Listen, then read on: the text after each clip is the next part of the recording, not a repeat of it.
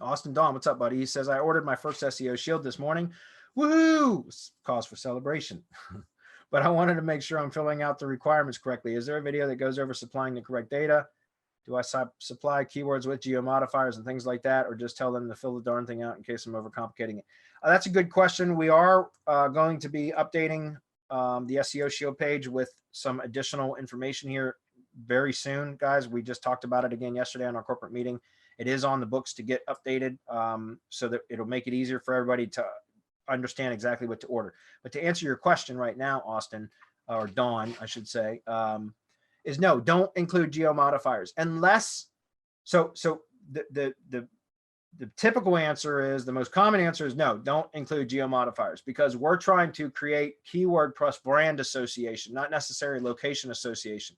Although, because the location association comes, if it's for a local project, is going to come from the on page and the NAP and all of the files and everything, including name, address, and phone number and all of that. So the location relevancy is built through the on page, but the off page, so the link building and all of that, or do you supply keywords with geo-modifiers? Okay, I'm sorry, for the SEO Shield, that's not for link building.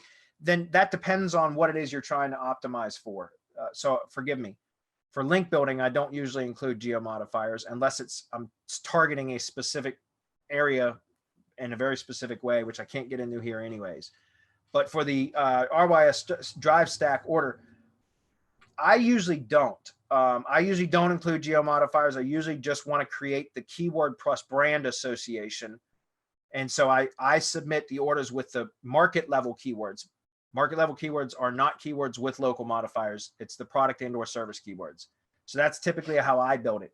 Then once, because the drive stack, the SEO Shield becomes the main like entity, you know, it's to associate a keyword with the entity. The on-page, the location relevancy is through on-page. And then once the initial stack is built, if I need to add like location silos within the stack, then I do that, right? Duplicate a folder, optimize it for a specific location, keywords plus locations, and then I'll have that. But the original drive stack is really just to associate the primary keyword with the brand. And then, as Marco said, as many market level keywords with the brand as possible. But I accomplish location targeting as internal folders in the drive stack and pages on the G site. Marco, how would you suggest you do it? We just updated the form, as a matter of fact, for this very reason, because we want to know if it's branded or if it's keyword. We also want to know if it's location based, because if it is, we do want that in the brand. Remember, if it's not location based, then all we want is the brand plus keyword association.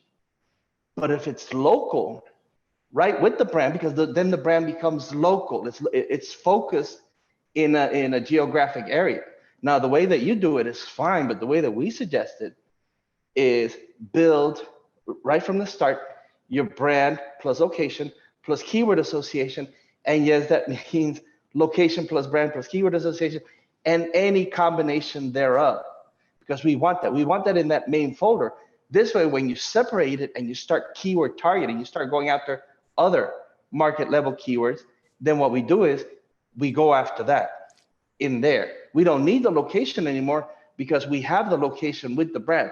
We've already created the association, so there's no need for that location. Now, having said that, what you said is perfectly fine. Do the location plus keyword, the brand plus keyword, but then you're going to need a location page, right, to make up for the lack of location when you first started the branded stack. It's a branded stack, what we do in the beginning. Brand plus location plus keyword, or brand plus keyword. So either way, you're going to have to mention the geolocation.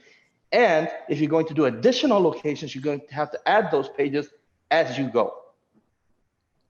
Yeah, so just to be clear, for example, you know, most of my clients are service area businesses, and most of my clients cover a fairly large service area. So all the drive stacks that I buy are for market level keyword plus brand association, because I don't want to optimize the primary stack for any one particular location. For example, if a tree service client covers a 5-county area, then I don't want to marry that brand with any one particular location.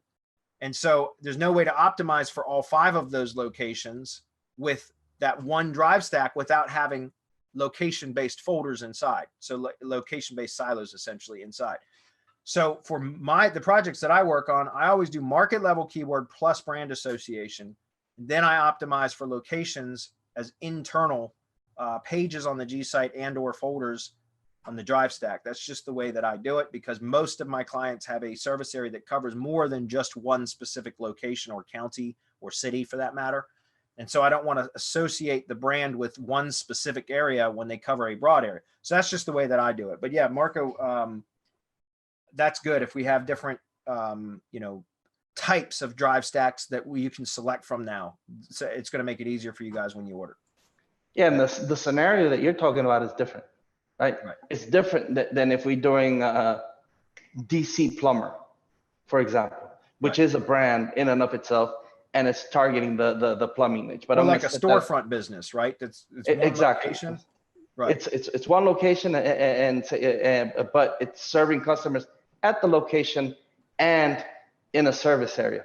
That's different than if you have multiple locations. Right. If you have multiple locations, as I said, you're going to have, or you're going to need multiple location pages inside the G site and drive stack targeting those multiple locations. This, what I thought this question was one location. If it's one location, then you do that right with the initial brand.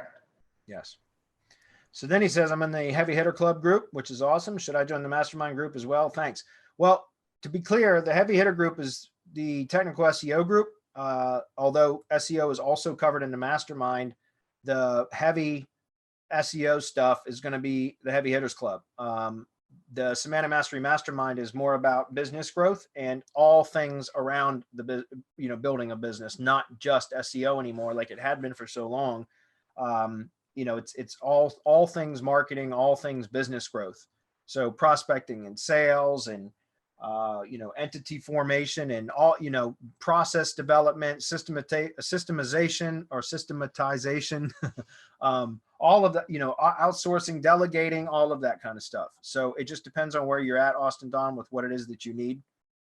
I think everybody should be working on growing their business, but some people just want to focus on learning more about SEO. So it just depends on what it is that you need. No, I would tell him definitely the mastermind. Heavy Hitter Club is we're going to be doing a whole lot of case studies from beginning to end. We're going to follow it through. We're going to see what's working. We're going to see what's not. We're going to be testing. So we're not going to give people theory, right? So what we're going to do is we're going to take the theory and carry it through from beginning to end to see if we can prove one way or the other if the theory is sound.